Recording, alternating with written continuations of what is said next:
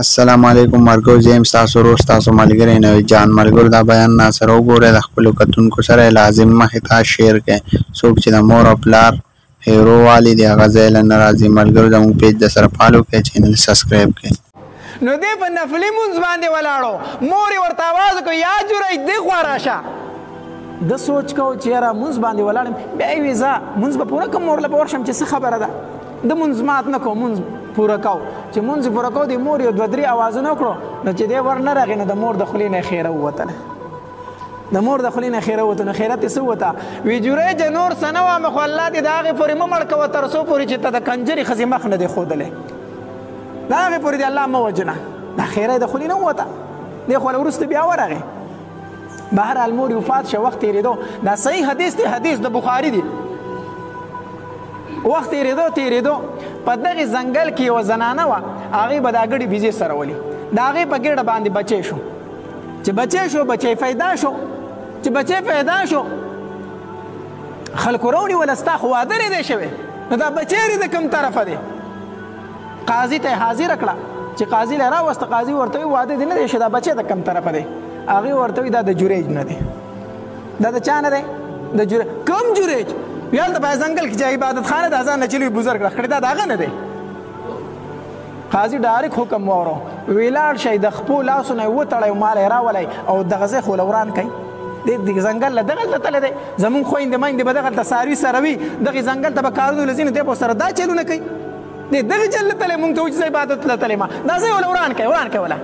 خلق لاړو عبادت خانه ولا لوټي کړه کچا عبادت خانه واغه ولا ونه ولا او د خپل لاسونه تړل په وهلو راوس د بادشاہ د قاضي دربار ته چې راورسو قاضي ته تپوس کوي جوړېجا وی هو وی دې زنانه سره زنا تا کړی دا جوړېجوي وی حضرت د کومې زنانه سره وی دا مخامخ چې ناسته ده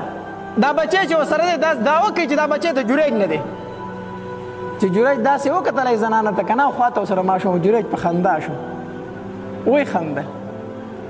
خندل چې وای خندل بیا راغی حضرت ما ته لږ اجازه راکړئ زه د ماشوم نه تپوس کوم ماشوم خو د هغې په غېږ کې دی څلوېښته دی دنه څه بهرحال زه یو تپوس کوم جوریج ورغی هغې ماشوم ته وایي بچیه پلار دې څوک دی وایه ستا پلار څوک دی هغه ماشوم ورته وایي زما پلار ته نه زما پلار هغه شپنکی دی چې هغه په دې ځنګل کې ګډې بیزې سره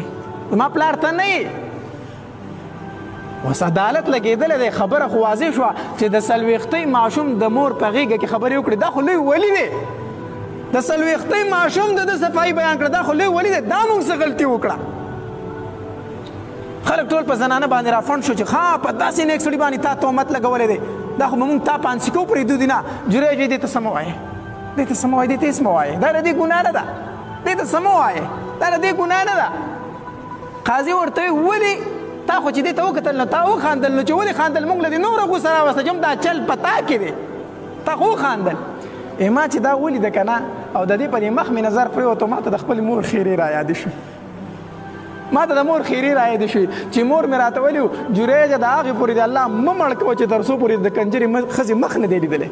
ما چې د دې په مخ نظر پرېوتو ما وایي چې او دا بدکاره ښځه الله ما ته وښودله الله زما د مور دعا قبول کړه اوس په زمرم د دې نه مخکې زه نه مړ کېدم تر څو پورې چې زما د مور دعا نه وه پوره شوې بادشاه حکم وروي لاړ شئ د ده دا کومه عبادت خانه چې دا ورله د زرو جوړه کړئ دا ورله ډېره